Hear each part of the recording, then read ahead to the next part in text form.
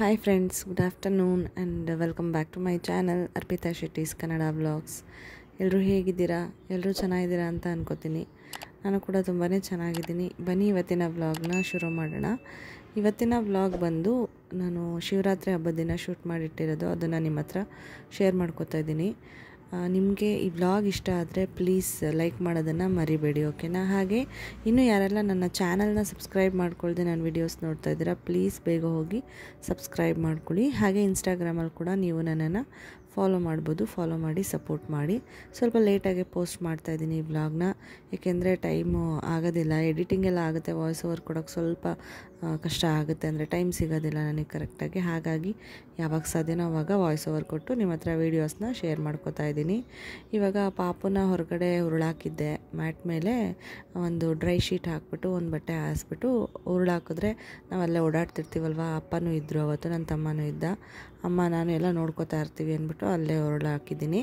ಜಾಸ್ತಿ ಕೈಯಲ್ಲಿ ಎತ್ಕೊಂಡು ರೂಢಿ ಮಾಡಿದ್ರೆ ಆಮೇಲೂ ಕೂಡ ಅವಳು ಅದನ್ನೇ ಕೇಳ್ತಾಳೆ ಅಂದ್ಬಿಟ್ಟು ಇವಾಗಿಂದನೇ ಅದನ್ನು ಅಭ್ಯಾಸ ಮಾಡಿಸಿದ್ದೀನಿ. ಆಮೇಲೆ ಇಲ್ಲಿ ರೂಮೆಲ್ಲ ಕ್ಲೀನ್ ಮಾಡಬೇಕಾದ್ರೆ ಇಲ್ಲಿ ಧೂಳಿರುತ್ತಲ್ವ, ಹಾಗಾಗಿ ಅಲ್ಲಿ ಹೊರಗಡೆ ಮಲಗಿಸ್ಬಿಟ್ಟು ಬರ್ತೀನಿ ಬೆಳಗ್ಗೆ ಹೊತ್ತು. ಹಾಗೇ ದಿನ ಹಿಂಗೆ ಇರುತ್ತೆ ಅಂತ ಹೇಳೋಕ್ಕಾಗಲ್ಲ, ರೊಟೀನು. ಒಂದೊಂದು ದಿನ ನಿದ್ದೆ ಏನಾದರೂ ಗೆಟ್ಟಿದ್ರೆ, ಅವಳು ನೈಟೆಲ್ಲ ನಿದ್ದೆ ಮಾಡಿಲ್ಲ ಅಂದರೆ ಇಷ್ಟೊತ್ತಲ್ಲಿ ಮಲ್ಕೊಂಡ್ಬಿಡ್ತಾಳೆ, ಇಲ್ಲಾಂದರೆ ಇಷ್ಟೊತ್ತಲ್ಲಿ ಎದ್ದಿರ್ತಾಳೆ. ಹಾಗೆ ಯಾವಾಗಲೂ ಹಿಂಗೆ ಇರುತ್ತೆ, ನ್ಯೂ ಬಾರ್ನ್ ಜೊತೆ ರೊಟೀನ್ ಅಂತ ಹೇಳೋಕ್ಕಾಗಲ್ಲ, ದಿನ ಒಂದೊಂಥರ ಡಿಫ್ರೆಂಟಾಗಿರುತ್ತೆ. ಇವಾಗ ನಾನು ಬೆಡ್ಡೆಲ್ಲ ಕ್ಲೀನ್ ಮಾಡ್ಕೋತಾ ಇದ್ದೀನಿ, ಒದ್ರುಕೊಂಡು ಒಂದು ಬಟ್ಟೆ ತೊಗೊಂಡು. ನನಗೇನೆಲ್ಲ ಬೇಕಾಗುತ್ತೆ ಅದನ್ನೆಲ್ಲ ನಾನು ಇಲ್ಲೇ ಬೆಡ್ಡಲ್ಲೇ ನಾನು ಆರ್ಗನೈಸ್ ಮಾಡ್ಕೊಂಡ್ಬಿಟ್ಟಿದ್ದೀನಿ. ಸ್ಟೋರೇಜ್ ಅಂತ ಏನೂ ಸಪ್ರೇಟ್ ಇಟ್ಕೊಂಡಿಲ್ಲ, ರೂಮು ಸ್ವಲ್ಪ ಚಿಕ್ಕದಲ್ವಾ, ಅಲ್ಲಿ ಏನು ಸ್ಟೋರೇಜ್ದು ಇಟ್ಕೊಳ್ಳೋಕ್ಕೂ ಆಗಲ್ಲ ಅಂದ್ಬಿಟ್ಟು ನಾನು ಹೇಗೆ ನನಗೆ ಕನ್ವೀನಿಯನ್ಸ್ ಅನಿಸುತ್ತೋ ಆ ಥರ ಎಲ್ಲನೂ ಆರ್ಗನೈಸ್ ಮಾಡ್ಕೊಂಡ್ಬಿಟ್ಟಿದ್ದೀನಿ. ನೈಟ್ ಟೈಮ್ ಸ್ವಲ್ಪ ಎಲ್ಲ ಈಸಿಯಾಗಿ ಸಿಕ್ಕಿದ್ರೆ ಬೆಡ್ ಮೇಲೇ ಅವಳನ್ನ ಸಂಭಾಳ್ಸೋಕ್ಕೂ ನಂಗೆ ಈಸಿ ಆಗುತ್ತಲ್ವ, ಅದಕ್ಕೇ ಇವಾಗ ಅವಳಿಗೆ ಡೈಪರ್ ಫ್ರೀ ಟೈಮ್ ಕೊಟ್ಟಿದ್ವಿ. ನಾವು ಸ್ಟಾರ್ಟಿಂಗ್ 1 ಮಂತ್ ಅವಳಿಗೆ ಡೈಪರ್ ಯೂಸ್ ಮಾಡ್ತಿರ್ಲಿಲ್ಲ ರೆಗ್ಯುಲರಾಗಿ, ಎಲ್ಲಾದರೂ ಹೊರಗಡೆ ಹೋದರೆ ಮಾತ್ರ ಯೂಸ್ ಮಾಡ್ತಿದ್ವಿ. ಇವಾಗ 1 ಮಂತ್ ಆದಮೇಲೆ ಅವಳಿಗೆ ರೆಗ್ಯುಲರಾಗಿ ಡೈಪರ್ನ ಡೈಲಿ ಯೂಸ್ ಮಾಡ್ತಿದ್ದೀವಿ. ಯಾಕೆ ಅಂತಂದರೆ ನಾವು ಅಬ್ಸರ್ವ್ ಮಾಡಿದ ಪ್ರಕಾರ ಅವಳು ಸ್ವಲ್ಪ ನಿದ್ದೆ ಡಿಸ್ಟರ್ಬ್ ಆಗ್ತಿತ್ತು ಅವಳಿಗೆ. ಸುಸು ಮಾಡ್ಕೊಂಡಾಗೆಲ್ಲ ಅದು ವೆಟ್ನೆಸ್ ಫೀಲ್ ಆದಾಗ ಅರ್ಧಂಬರ್ಧ ನಿದ್ದೆ ಆಗಿ ಸ್ವಲ್ಪ ಹಠ ಮಾಡೋಳು. ಅದಕ್ಕೇ ನನಗನ್ನಿಸ್ತು ಡೈಪರ್ ಹಾಕಿ ಮಲಗಿಸಿದ್ರೆ ಅವಳು ಸ್ವಲ್ಪ ಚೆನ್ನಾಗಿ ನಿದ್ದೆ ಮಾಡ್ತಾಳೆ, ಡ್ರೈನೆಸ್ ಇರುತ್ತೆ ಅಲ್ವಾ, ವೆಟ್ನೆಸ್ ಫೀಲ್ ಆಗಲ್ಲ ಅಂತ. ಸೊ ಆ ಥರ ಮಾಡಿದ್ಮೇಲೆ ಸ್ವಲ್ಪ ಚೆನ್ನಾಗಿ ನೈಟ್ ಟೈಮು ನಿದ್ದೆ ಮಾಡ್ತಾಳೆ, ಮತ್ತು ಮಾರ್ನಿಂಗ್ ಟೈಮು ಸ್ನಾನ ಮಾಡಿಸಿದ್ಮೇಲೂ ಚೆನ್ನಾಗಿ ನಿದ್ದೆ ಮಾಡ್ತಿದ್ದಾಳೆ. ಅಡಿಕ್ವೇಟ್ ಡೈಪರ್ ಫ್ರೀ ಟೈಮ್ ಕೊಡೋದು ತುಂಬ ಇಂಪಾರ್ಟೆಂಟ್ ಆಗುತ್ತೆ. ಹಾಗಾಗಿ ನಾವು ಬೆಳಗ್ಗೆ ಎದ್ದಿದ ತಕ್ಷಣ ಡೈಪರ್ ರಿಮೂವ್ ಮಾಡಿಬಿಟ್ಟು ಅವಳಿಗೆ ಆರಾಮಾಗಿ ಆಟ ಆಡಲಿ ಅಂತ ಹೇಳ್ಬಿಟ್ಟು ಡೈಪರ್ ಫ್ರೀ ಟೈಮ್ ಕೊಡ್ತೀವಿ. ಆಮೇಲೆ ಈವ್ನಿಂಗ್ ಟೈಮ್ ಕೂಡ ಅವಳಿಗೆ ಮಲ್ಕೊಳ್ಳೋವರೆಗೂ ಸ್ವಲ್ಪ ಹೊತ್ತು, ಒಂದು 3 to 4 ಅವರ್ಸೇ ನಾವು ಡೈಪರ್ ಫ್ರೀ ಟೈಮ್ ಕೊಡ್ತೀವಿ. ಹಾಗಾಗಿ ಅವಳಿಗೇನು ರ್ಯಾಷಸ್ ಎಲ್ಲ ಆಗೋದು ಅಥವಾ ಒಂಥರ ಅನ್ಕಂಫರ್ಟೇಬಲ್ ಫೀಲ್ ಆಗೋದೆಲ್ಲ ಆಗೋದಿಲ್ಲ. ಹಾಗೆ ನಾನು ಡೈಪರ್ ರ್ಯಾಶ್ ಕ್ರೀಮ್ ಕೂಡ ಯೂಸ್ ಮಾಡ್ತಾಯಿದ್ದೀನಿ, ರೆಗ್ಯುಲರಾಗಿ ಯೂಸ್ ಮಾಡ್ತೀನಿ. ಏಕೆಂದರೆ ಅದು ರ್ಯಾಷಸ್ನ ಸ್ವಲ್ಪ ಅವಾಯ್ಡ್ ಮಾಡುತ್ತೆ ಬರದೇ ಇರೋ ಹಾಗೆ. ಹಿಮಾಲಯ ಕಿಟ್ಟಲ್ಲೇ ಇತ್ತು, ಅದನ್ನೇ ನಾನು ಯೂಸ್ ಮಾಡ್ತಾಯಿದ್ದೀನಿ. ಇವಾಗ ಅವಳಿಗೆ ಒಂದು ಶಾರ್ಟ್ಸ್ ಥರ ಹಾಕೋಣ ಅಂದ್ಬಿಟ್ಟು ಹಾಕಿದೆ. ಇವತ್ತು ಶಿವರಾತ್ರಿ ಹಬ್ಬ ಆಗಿರೋದ್ರಿಂದ ಅಮ್ಮ ಸ್ವಲ್ಪ ಅವಲಕ್ಕಿ ಮಾಡ್ತೀನಿ, ಆಮೇಲೆ ಬಿಸಿಬೇಳೆ ಬಾತ್ ಮಾಡ್ತೀನಿ ಅಂತ ಹೇಳ್ಬಿಟ್ಟು ಅವರು ತಿಂಡಿಗೆ ಪ್ರಿಪ್ರೇಷನ್ ಮಾಡ್ತಾಯಿದ್ರು. ಇಷ್ಟೇ, ಹಬ್ಬ ಎಲ್ಲ ಏನು ಗ್ರ್ಯಾಂಡೆಲ್ಲ ಏನೂ ಇಲ್ಲ, ನಾರ್ಮಲಾಗಿ ದೇವ್ರ ಪೂಜೆ ಮಾಡೋದು. ಯಾಕೆಂದರೆ ನಿಮಗೆ ಗೊತ್ತು, ಮಗು ಇರೋ ಮನೆಯಲ್ಲಿ ಕೆಲಸನೇ ಸಾಗೋದಿಲ್ಲ. ಅಂದ್ಕೊಂಡ ಟೈಮಿಗೆ ಪೂಜೆ ಮಾಡಬೇಕು ಅಂತಂದರೆ ಅದು ಸ್ವಲ್ಪ ಹಿಂಸೆನೇ ಆಗಿಬಿಡುತ್ತೆ ಎಲ್ಲ ಕೆಲಸ ಮುಗಿಸಿ ಮಾಡೋಷ್ಟರೊಳಗೆ. ಅದಕ್ಕೆ ನಾವು ಯಾವಾಗೆಲ್ಲ ಕೆಲಸ ಮುಗೀತೋ ಅವಾಗೇ ಹಬ್ಬ ಅಂದರೆ ಪೂಜೆ ಮಾಡಿಬಿಟ್ಟು ಹಬ್ಬ ಸೆಲೆಬ್ರೇಟ್ ಮಾಡಬೇಕು ಅಂತ ಅಂದ್ಕೊಂಡಿದ್ವಿ. ನಮ್ಮ ಪಾಪುದು ಇದು ಫಸ್ಟ್ ಹಬ್ಬ ಆಗುತ್ತೆ, ಅದಕ್ಕೆ ಇವತ್ತು ಸ್ವಲ್ಪ ಚೆನ್ನಾಗೆಲ್ಲ ರೆಡಿ ಮಾಡಿಬಿಟ್ಟು ಫೋಟೋಸ್ ವೀಡಿಯೋಸ್ ತೊಗೊಳ್ಳೋಣ, ಮೆಮೊರಿ ಆಗಿರುತ್ತೆ ಅಂತ ಅಂದ್ಬಿಟ್ಟು ಅನ್ಕೋತಿದ್ವಿ. ಸೆಲೆಬ್ರೇಷನ್ ಅಂದರೆ ಇವಾಗ ನಮಗೆ ಇದೆ ಹಬ್ಬದ ಸೆಲೆಬ್ರೇಷನ್ನು. ಪಾಪುನ ರೆಡಿ ಮಾಡೋದು, ಹಬ್ಬಗಳಲ್ಲಿ ಫೋಟೋಸ್ ತೊಗೊಳ್ಳೋದು, ಎಂಜಾಯ್ ಮಾಡೋದು, ಅವಳ ಜೊತೆ ಟೈಮ್ ಸ್ಪೆಂಡ್ ಮಾಡೋದೇ ಒಂಥರ ಖುಷಿ ವಿಷಯ. ಇವಾಗ ಸ್ವಲ್ಪ ಹೊತ್ತು ಆಟ ಆಡ್ತಿದ್ಲಲ್ಲ, ಹಾಗೇ ಮಾತಾಡಿಸ್ಕೊಂಡು ಆಟ ಆಡಿಸ್ತಾ ಇದ್ದೆ. ಮುಂಚೆ ಎಲ್ಲ ಸ್ಟಾರ್ಟಿಂಗ್ ಅವಳು ಅಷ್ಟು ಸೈಲೆಂಟಾಗಿ, ಅಂದರೆ ಉರುಳಾಕಿದ್ರೆ ಹತ್ಬಿಡೋಳು ಸ್ವಲ್ಪ ಹೊತ್ತಿಗೆ. ಇವಾಗ ಸ್ವಲ್ಪ ಲಾಂಗ್ ಟೈಮ್ ಆಟ ಆಡ್ಕೊಂಡಿರ್ತಾಳೆ, ಅಂದರೆ ಅವಳಿಗೆ ಹೊಟ್ಟೆ ತುಂಬಿದರೆ ಆಟ ಆಡ್ಕೊಂಡಿರ್ತಾಳೆ, ಇಲ್ಲಾಂದರೆ ಅಳೋದಕ್ಕೆ ಶುರು ಮಾಡಿಬಿಡ್ತಾಳೆ. ಇವಾಗ ನಾನು ತೊಟ್ಲೆಲ್ಲ ಕ್ಲೀನ್ ಮಾಡೋಣ, ಎಲ್ಲ ಒದ್ರುಬಿಟ್ಟು ಹಾಸೋಣ ಅಂತ ಹೋಗ್ತಾಯಿದ್ದೀನಿ. ನಾವು ಅಪ್ಪಂಗೆ ಹೇಳ್ಬಿಟ್ಟು ಹೋಗ್ತಾಯಿದ್ದೀನಿ, ನೋಡ್ಕೋತಾ ಇರಿ ಅಂತ ಹೇಳ್ಬಿಟ್ಟು.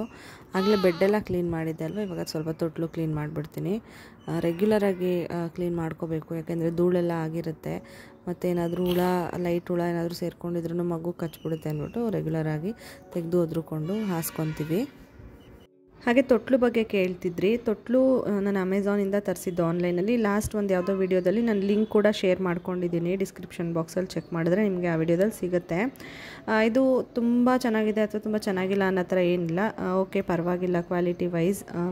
ತುಂಬ ವೆಯ್ಟ್ ಕಡಿಮೆ ಇದೆ ಮತ್ತು 3-4 ತಿಂಗಳು ಅಥವಾ 5 ತಿಂಗಳವರೆಗೂ ಮಗುನ ಆರಾಮಾಗಿ ಮಲಗಿಸ್ಬೋದು. ಡಿಪೆಂಡ್ಸ್ ಆನ್ ಬೇಬಿ ವೆಯ್ಟ್ ಯಾವ ಥರ ಇರುತ್ತೆ ಅನ್ನೋದ್ರ ಮೇಲೆ ಡಿಪೆಂಡ್ ಆಗುತ್ತೆ. ಹಾಗಾಗಿ ನಾನು ರಿವ್ಯೂ ನಿಮಗೆ ಎಕ್ಸಾಕ್ಟಾಗಿ ಏನು ಅನಿಸಿದೆ ನನಗೆ ಅದನ್ನು ಶೇರ್ ಮಾಡ್ಕೋತಾ ಇದ್ದೀನಿ. ಏನು ಅಡ್ವಾಂಟೇಜ್ ಅಂದರೆ ಮಸ್ಕಿಟೋ ನೆಟ್ಟೆಲ್ಲ ಇದೆಯಲ್ಲ, ಮತ್ತು ಎಲ್ಲಿಗೆ ಬೇಕಾದರೂ ಪೋರ್ಟೇಬಲ್ ಇದೆ. ಇವಾಗ ನಮ್ಮ ಮನೆ ಚಿಕ್ಕದಿರೋದ್ರಿಂದ ತುಂಬ ದೊಡ್ಡದು ಇಟ್ಕೊಂಡ್ರು ಈ ಕಬ್ಬಿಣದ್ದು ಎಲ್ಲ ಬರುತ್ತಲ್ಲ, ಅದು ತುಂಬ ಸ್ಪೇಸ್ ಕನ್ಸ್ಯೂಮ್ ಮಾಡುತ್ತೆ, ರೂಮಲ್ಲಿ ಇಟ್ಕೊಳ್ಳೋಕ್ಕೆ ಆಗಲ್ಲ ಅನಿಸುತ್ತೆ. ಮೇ ಬಿ ಅದಷ್ಟು ದೊಡ್ಡದಿರುತ್ತೆ. ಇದು ಚಿಕ್ಕದಾಗಿದೆ ಮತ್ತು ರೂಮಿಗೂ ಹಾಲಿಗೂ ಎತ್ಕೊಂಡು ಹೋಗೋದಕ್ಕೂ ಈಸಿಯಾಗಿದೆ. ಹಿಡನ್ ವೀಲ್ಸ್ ಎಲ್ಲ ಇದೆ. ಹಾಗಾಗಿ ನನಗೆ ಇದು ಚೆನ್ನಾಗಿ ಅನ್ನಿಸ್ತಾ ಇದೆ ಈಗ ಸದ್ಯಕ್ಕೆ. ಈಗ ಅಪ್ಪ ನಾನೆಲ್ಲ ಕೆಲಸ ಮಾಡ್ಕೋತಾ ಇದ್ನಲ್ಲ, ಅವಳನ್ನ ಮಾತಾಡಿಸ್ಕೊಂಡು ಆಟಾಡಿಸ್ಕೊಂಡು ಕೂತಿದ್ರು.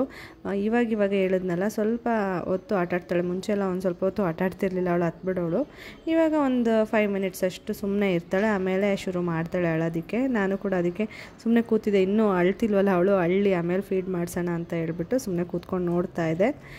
ಸ್ವಲ್ಪ ದೃಷ್ಟಿನ ಇಡ್ತಾಳೆ, ತುಂಬ ಏನೂ ಇಡೋದಿಲ್ಲ. ಸೌಂಡ್ಸ್ ಎಲ್ಲ ಚೆನ್ನಾಗಿ ಅಬ್ಸರ್ವ್ ಮಾಡ್ತಾಳೆ.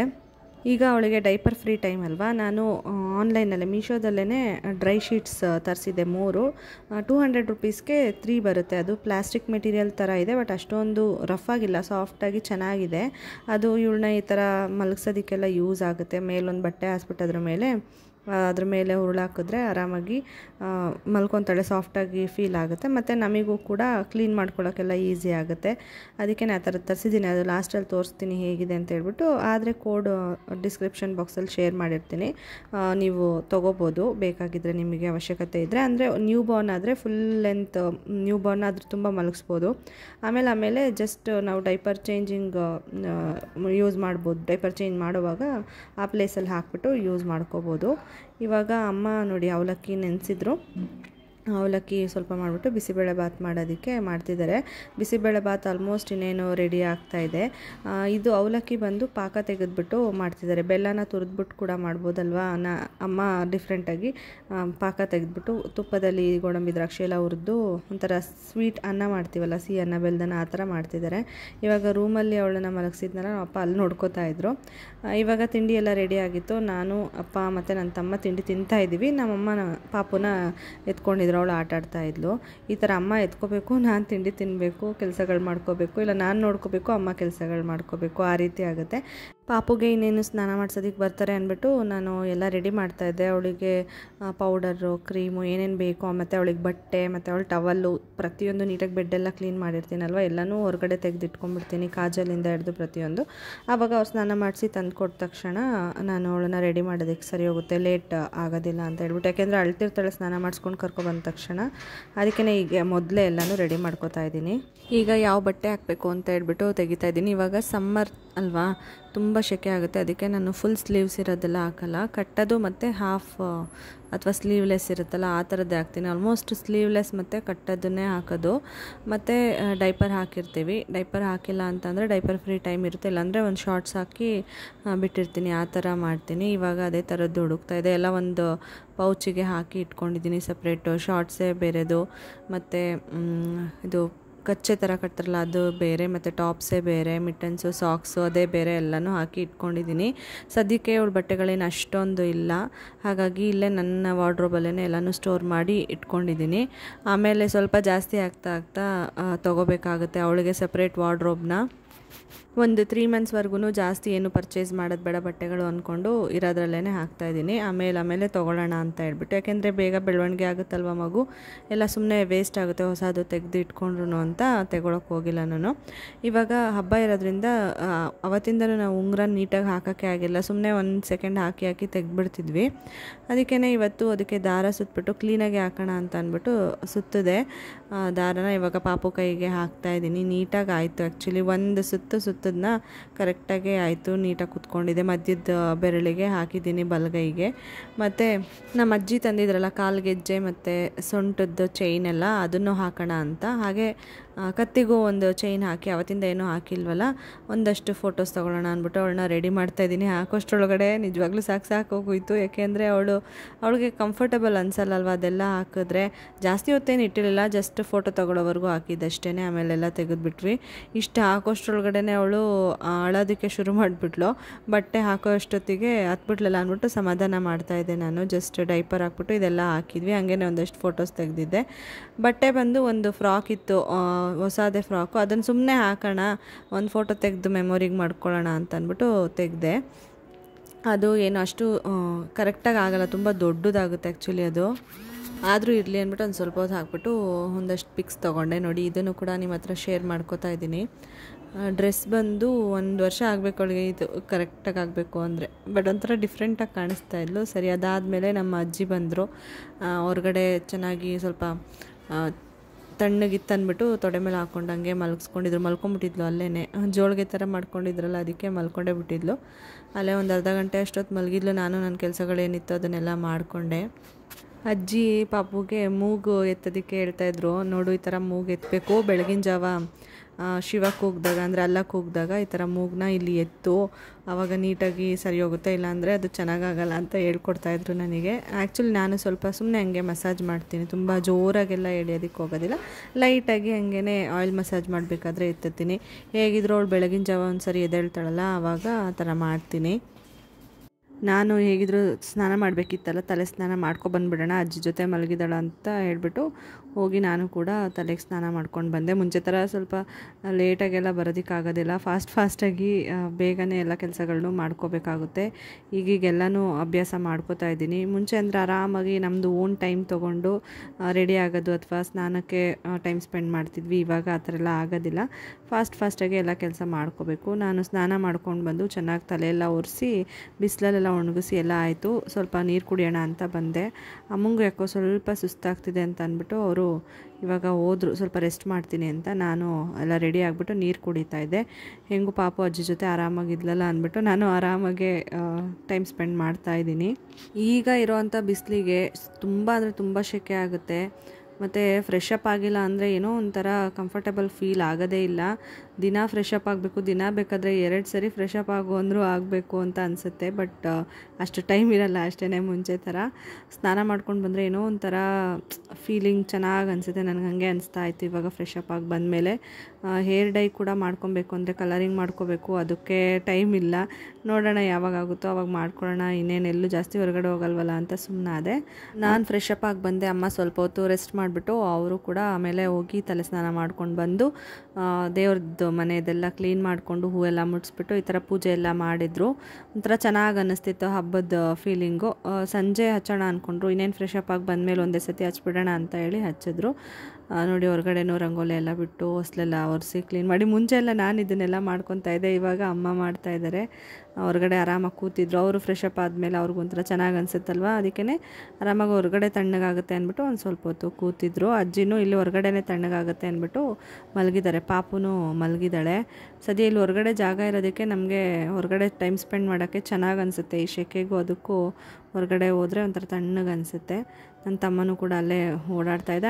ಈ ಮ್ಯಾಟ್ ಕೂಡ ತೊಗೊಂಡಿದ್ದೀನಿ, ಅಂದರೆ ಇದು ಡೈಪರ್ ಚೇಂಜಿಂಗ್ ಮ್ಯಾಟ್ ಥರ 3 ಆವಾಗಲೇ ಹೇಳಿದ್ನಲ್ಲ, ಚೆನ್ನಾಗಿದೆ.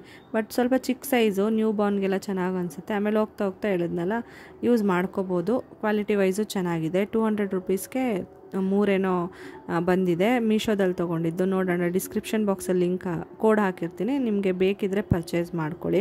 ನನಗೆ ತುಂಬಾ ಯೂಸ್ ಆಗ್ತಿದೆ ಇದು, ಯಾಕೆಂದರೆ ಒಂದೇ ಒಂದಿತ್ತು ನನ್ನ ಹತ್ರ, ಇವಾಗ 4 ಆಯಿತು. ಅದು ಸೇರಿಸಿ ಜಾಸ್ತಿ ಯೂಸ್ ಮಾಡ್ಕೊತಾ ಇದ್ದೀನಿ. ಡೈಪರ್ ಫ್ರೀ ಟೈಮಲ್ಲೆಲ್ಲ ಯೂಸ್ ಮಾಡೋಕ್ಕೆ ಚೆನ್ನಾಗಿದೆ. ಮತ್ತು ಸಂಜೆ ಅಮ್ಮ ಅಡುಗೆ ಮಾಡ್ತಾಯಿದ್ರು. ನನ್ನ ತಮ್ಮ ಪಾಪು ಮಲಗಿದ್ಲು, ಹಂಗೆ ತೂಕ್ಕೊಂಡು ಸೀರಿಯಲ್ ನೋಡ್ತಾ ಇದ್ವಲ್ಲ, ಅವನು ಕೂಡ ಅದನ್ನೇ ನೋಡ್ತಾ ಇದ್ದ. ನಾನು ಹಂಗೆ ಒಂದು ಕ್ಲಿಪ್ಪಿಂಗ್ ತೊಗೊಳ್ಳೋಣ ಅಂತ ತೊಗೋತಾ ಇದ್ದೆ. ಅಮ್ಮ ರಸಮ್ ಮಾಡ್ತಾಯಿದ್ದಾರೆ, ಅಡುಗೆ ಮಾಡ್ತಾಯಿದ್ದಾರೆ. ರೈಸ್ ರೆಡಿ ಆಗಿತ್ತು, ರಸಮ್ ಮಾಡ್ತಾಯಿದ್ರು. ಹಾಗೆ ಈ ವ್ಲಾಗ್ನ ನಾನು ಇಲ್ಲಿಗೆ ಎಂಡ್ ಮಾಡೋಣ ಅಂತ ಅನ್ಕೋತಾ ಇದ್ದೀನಿ. ನೀವೆಲ್ಲ ಹೇಗೆ ಹಬ್ಬ ಸೆಲೆಬ್ರೇಟ್ ಮಾಡಿದ್ರಿ ಅಂತ ಹೇಳಿ ಕಮೆಂಟ್ ಮಾಡಿ. ವ್ಲಾಗ್ ಇಷ್ಟ ಆಗಿರೋ ಲೈಕ್ ಮಾಡಿ, ಶೇರ್ ಮಾಡಿ. ಸಬ್ಸ್ಕ್ರೈಬ್ ಮಾಡ್ಕೊಳ್ದೆ ನನ್ನ ವೀಡಿಯೋಸ್ ನೋಡ್ತಾಯಿದ್ರೆ ಸಬ್ಸ್ಕ್ರೈಬ್ ಮಾಡ್ಕೊಳ್ಳಿ. ನಾನು ವಿಶ್ ಮಾಡೋದೇ ಮರ್ತ್ಬಿಟ್ಟೆ, ಲೇಟ್ ವಿಶಸ್ ಆಗಿರುತ್ತೆ, ಇರಲಿ ಪರವಾಗಿಲ್ಲ. ಎಲ್ರಿಗೂ ಮಹಾಶಿವರಾತ್ರಿ ಹಬ್ಬದ ಶುಭಾಶಯಗಳು. ದೇವರೆಲ್ಲರಿಗೂ ಒಳ್ಳೇದು ಮಾಡಲಿ ಅಂತ ಕೇಳ್ಕೊತೀನಿ. ಈ ರಸಮ್ ಬಂದು ಅಮ್ಮ ಯೂಟ್ಯೂಬಲ್ಲಿ ಬೆಳ್ಳುಳ್ಳಿ ಕಬಾಬ್ ಚಂದ್ರು ಅವರು ತೋರಿಸ್ಕೊಟ್ಟಿದ್ರು ಅದನ್ನು ನೋಡಿಕೊಂಡು ಮಾಡ್ತಾಯಿದ್ದಾರೆ. ಚೆನ್ನಾಗಿತ್ತು ಒಂಥರ. ಮತ್ತೆ ಸಿಗ್ತೀನಿ ಫ್ರೆಂಡ್ಸ್ ನಾನು ನೆಕ್ಸ್ಟ್ ಬ್ಲಾಗಲ್ಲಿ. ಅಲ್ಲಿವರೆಗೂ ಟೇಕ್ ಕೇರ್, ಬಾಯ್.